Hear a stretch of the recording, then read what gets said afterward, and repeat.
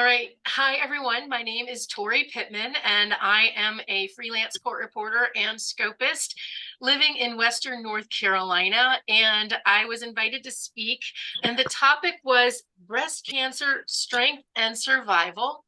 And my experience was tied with my court reporting trajectory. So I wanted to share with you how I managed to get through court reporting school with cancer and then getting out and working, and how that changed my perception of life. So I started in the court reporting profession in 1990 as an office manager for a freelance firm. And I did that for a couple of years. And then I fell in love with scoping because I wanted to work from home and I could do that. And after about 4 years, I decided I wanted to go to court reporting school. And the court reporting school that I chose to go to was 2 hours away from where my husband and I lived in Raleigh, North Carolina. And we decided, even though we'd only been married for a few years, that the sacrifice of living apart for me to go to school was going to be worth it because of what the profession could give me, and how it would be something that would give me some really good experience. So we decided to make that sacrifice, and I had an apartment, and I lived in a small town in eastern North Carolina called Kinston. And I was in court reporting school for about 2 years. And when I got to the 180s in the fall of 1998, there were some things going on in my life. Before that, my parents were going through a divorce and they were living up in New York. And so I was far away from them and really couldn't, talk to anybody about it. And of course, I was still living away from home from my husband. And stress was happening because everyone knows what court reporting school is about. So as a young person, I was only 33 years old. I was still very aware of my body. And so I had gone to a woman's check in September. Everything was fine. My cousin was getting married in October, and we went up to Rochester, and I went to her wedding, and we did the chicken dance and all that. But I did do a self check, and something wasn't quite right. And so I waited another month, and I talked to my teacher, who was a breast cancer survivor. Now, this is in 1998. And so if anyone knows about the treatments in the 80s and 90s, it was a much more strong, and they weren't quite sure, exactly what doses to give. So she had some really strong dosage, and I told her what was happening. And I said, I'm really concerned about this. What do you think? And she said, go home now. So I drove back home to Raleigh. I had called my gynecologist office, and they saw me and they sent me directly over to an oncology office. And basically from November the 2nd to November the 18th, I did all the tests, but they pretty much told me that day I had cancer. And again, I was at 180 words a minute. I'd only done a few of my internship hours. And so then we did what we do with cancer, right? We go, okay, oh my gosh, nobody wants to hear this word. So what next? Fortunately, my husband has been my rock my entire life, and he was with me every step of the way. My doctor, I called him Dr. God, and so did everybody else. His name was Gada. He had the most horrible bedside manner, but he was a good cutter. He wanted me to have surgery on Friday, the 13th of November. And I was not down for that. Plus, it was the weekend that the North Carolina Court Reporters Association was having their annual meeting, and all my friends were going to be there. And I said, nope. Is something the next week going to be a problem? And they're like, no, not. We can reschedule it. So November the 18th is when I had my surgery. And it was really great to have the energy at the convention. Wade Garner from Canada was there, also a cancer survivor. And he actually did a session about strong women in my life. And I couldn't believe it, but he put a picture of me up there. So that was like, oh my gosh. So right before we even do anything, people are, lifting me up. And so we went through the surgery. And I basically had a radical mastectomy, and I lost 15 lymph nodes. And so my doctor didn't even give me any options of any kind of reconstruction. He just went in and said, boom, we're gone. The good news is that I'm really funny. on those drugs that they give you when you have surgery. I have no idea what I said, but all my people who came to visit me said I was hysterically funny. So I have no memory of this. The memory I have, and I don't know if anyone's ever had this, but if you have that kind of surgery, they make you make sure you have 100% range of motion. So you just had surgery, and then they make you walk up a wall, a door jamb, to make sure that you've got that range of motion. They won't let you hold and protect your arm. So I did that. And of course, then the next thing that happens, well, you've got to have the rest of the treatment. And so we talked to my oncologist, who happened to be a friend of my mother-in-law's. My mother-in-law worked at the Hillel Foundation, and the doctor was one of her friends. And I'm like, oh, fantastic. This is great. So he was able to give us, if it were my wife, this is what I would do. And again, remembering I'm 33 years old, and I'm just like, what's going on? You know, I'm not supposed to be sick like this. So we decided on 8 chemotherapy treatments and 33 radiation treatments. The chemotherapy treatments would be once every 3 weeks, and then the radiation would be every day for 33 days, not counting weekends. So before you do any of this, you have to do all the other tests. Like you have to do the bone density exam, and you have to have the MRIs. You got to figure out what's going on with your body. And I'd never had any of these, you know, so I went in and I drank. Oh my gosh, y'all, don't ever let them tell you that that stuff tastes like a pina colada, because it doesn't.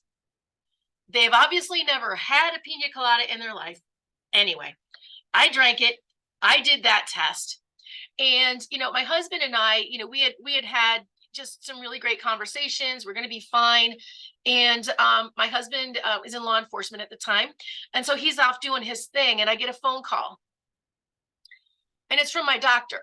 Like, nobody wants a phone call from their doctor. They're fine with talking with the nurses and the schedulers. When your doctor calls you, you go, oh no, what's going on? So I got this call from my doctor, and he said, listen, we can't start your chemo right away. There's an issue. What's the issue? Well, turns out there was something that they saw on the scan on the top of my liver. If you've ever had an Nat and Fizz, you know, your liver looks like a mushroom. So it was right on top of my liver. And he's like, yeah, we've got to take care of that. So you've got to come in for a needle guided biopsy. Okay, now remember, I've just had surgery, so I'm still sore over here. And they lay me in this cold room, and I have to have this arm up, and I have to have this arm up because, you know, your liver's on the right side. And he says, yeah, we got to be careful with how deep you breathe because we don't want you to have a pneumothorax. I'm like, yeah, you're right. We don't want me to collapse my lung. And he's like, what do you do for a living? And I'm like, well, I'm a court reporter. So he was like, okay, I'll keep that in mind. And so he basically said, look, where we're going is we have to go between your ribs. We have to not hit your diaphragm, and we have to get this little space on the top of your liver. And that means you can't breathe deeply. You have to breathe very shallowly because we don't want your diaphragm to move because we're doing this with the needle. But don't worry, we're only going to do it once because we just need to get the stuff out to make sure it doesn't have any cancer in it. So there in the freezing cold room, chatting with my arm over my shoulder, he's, you know, a little bit at a time, he gets all the stuff. And he's like, well, we're going to do it again. I'm like, you lied, you told me I was done. The good news is that it wasn't anything kind of like a metastasis, which is one of the places that breast cancer does go, is the liver. So he's like, nope, you're fine. It's a strawberry. So basically it's just a cluster of blood, like a hemangioma, right? That big blood blister kind of thing. So all was well. I did all of my chemos, no fun. I learned that, you know, you just don't eat certain things because you don't want to hate them. So if you have your favorite food, like mine is macaroni and cheese, I didn't eat macaroni and cheese the entire time because you've got chemicals coursing through your body. Then I was still going through court reporting school on the week that I was decent. And I was still trying to take my tests. And one of the cool thing is that I believed when I went in for my surgery, I believed that surgery was getting everything. I was cancer-free on November 18th. And all of these treatments for me were just gravy. They're going to go catch the stragglers. I'm fine. I'm good to go. And so your hair falls out. You wear a wig. I live in the South. It's really hot and humid here. And I already have thick hair, so I know what it's like in the South. In the summer, it's hot and gross. And so I decided I was going to wear a wig. And one day I did a deposition at the Breast Cancer Center at Duke, which is local to me. And I was wearing my wig and I was interning there. And at a break, I asked counsel in the room, I'm like, do you mind if I take my wig off? And they're all like, go for it, whatever makes you comfortable. And this was one of the first lessons I learned for myself, was that I was wearing the wig, not for myself. I was doing it to make other people comfortable. I had cancer, and I know it makes people nervous and uncomfortable to hear that word. And I realized, no, it's reality. As we mentioned at the beginning, everybody has been touched either personally or someone in their life by this thing. And we need to understand that, it's something that we have to push through and deal with. You can't hide from it. So that was one of my lessons. I was, again, still going through court reporting school. I, at this point, was at home, and I apologize for my camera going in and out. So your video is going to not be quite as clean. I was going through radiation. My meeting was the number 2 in the morning. I was at 8:15. The first person in front of me, bless her soul, she was going through brain cancer treatment. And so I was second person. I had a male technician. One of the things you learn is that there is no modesty, and it's okay because we're all human. And I was in that room and I was cutting up because I felt bad for them. Can you imagine this job every single day, seeing people in such dire straits and, worried, and, some people ring the bell and some people don't, but I was always trying to cut up and make them smile. And that's one of my other learning experiences is, if you're happy, if you're positive as you're going through this, that energy courses through your body and it kind of keeps you up. You don't want to dwell on the negative. You're here doing the thing that's going to make you better.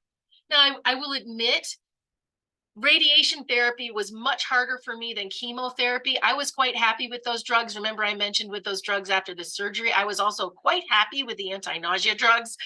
But being alone in that room behind the lead-lined walls, it's a very intimidating and difficult experience. But you push through it and you say, this is what I have to do to be better. So on my very last day of radiation treatment, July 23rd, 1999, I did my 8:15 treatment. I drove 2 hours to Kinston, to Lenore Community College, and passed my last 225. So I was very excited. Talk about an experience. You finish one thing and you finish something else. 2 doors that you have been dealing with for an amount of time have now closed, and you are able to move forward with the next phase of your life. So I also celebrated. If anyone remembers, NCRA in 1999 was celebrating its centennial convention in Boston. And so I did what I lovingly called the Cancer Freedom Tour. I finished court reporting school. I wasn't working yet. I finished my cancer treatment. I wanted to go play. I'm a convention junkie. I had been going to convention for quite a few years prior, but this is my first time as a court reporter. Prior, it was a scopist. I met my mother in Boston after the convention, and we did a drive up the coast, Salem, Massachusetts, up into Acadia, up into the Bay of Fundy, Nova Scotia, and Prince Edward Island. We had a 2-week vacation, and it was wonderful.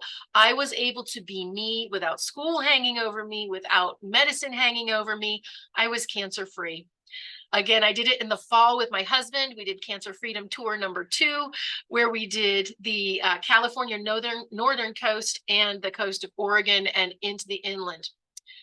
So how did cancer change me going forward into my court reporting profession? I've always been a workaholic, and I always tried to get everything done as soon as possible, as fast as possible, always stayed busy, and to the detriment sometimes of my relationships. And so I learned who my friends were, because during my treatments, I would post on our Court Reporters Forum, if anyone remembers that, with Jim Barker, the CRNet on CompuServe. Every Sunday night, we would get together and I would fill everybody in. Hey, I'm on treatment #1, 7 more to go. And the people that are in your life being your cheerleaders were so important to me. Now, I'm not going to say that, the other people weren't my friends, but it's really important for anyone who's going through this, that they have support, even if it's uncomfortable for you, the person giving the support. It's really hard, and especially for the person who is your rock. My husband was amazing, and it's much easier, in my opinion, to be the patient than it is to be the helper. And so if you know someone going through it, check in on the helper, because the person who's going through it is like, look, this is what I got to do to survive. The helper's worried about so many other things that they need a break. I still kept my sense of humor, but I stopped being quite so much a workaholic, although my Facebook friends would be like, yeah, right, I don't believe you. But I don't take as much work as I used to. I also don't freak out about traffic. I leave 10 minutes earlier than I might have, so that I'm not worried about the people blowing by me and running a red light. Doesn't matter to me. I'll get there. I also do things for myself. The Cancer Freedom Tour was really important to me, to remind me that, you know what, you're important. You've got to do things that make you happy. So I have for years gotten a massage pretty frequently. Now I do it every other week. And that's for me. I do fun things with my hair because I have hair.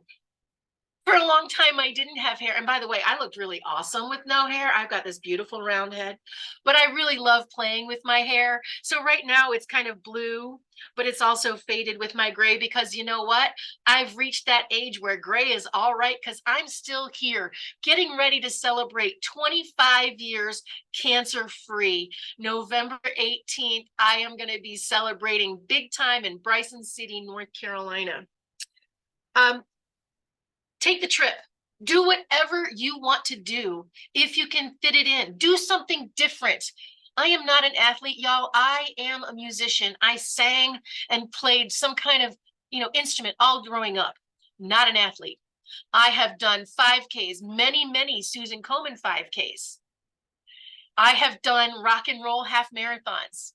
And y'all, I am a triathlete. I've done one. I won't do another one, but I tried it. It was outside of my comfort zone. And why did I do it? Because if I can do cancer and beat cancer, why am I afraid of trying something new and different? So I did it. I learned it's not my thing. I have to share, when I was going through treatment and prior to court reporting school, I was singing. I was being vocally coached by a woman who was classically trained and sang at the Met. And we talked with Komen, and I sang at the first Komen after I finished my treatments. And if anybody knows Reach by Gloria Stefan, that's what I sang. And you keep reaching, and you try harder and never let anything stop you. And that was an incredible experience. And my doctor was there, my oncologist. It was awesome. I think one of the things that I also learned is that naps are fine. Listen to your body, right? I was 33 years old. Who has that? Who does self-exams at 33 and finds it beforehand? And I ended up being a servant because a friend of mine, several friends of mine who were just like a year or two older than me, went and got their mammograms, and turns out one of them had cancer. And because she got screened early, she ended up having a more extended life. She's still, rest in peace, Tracy, she has passed, but she got an extra 5 years because of the fact that she went early.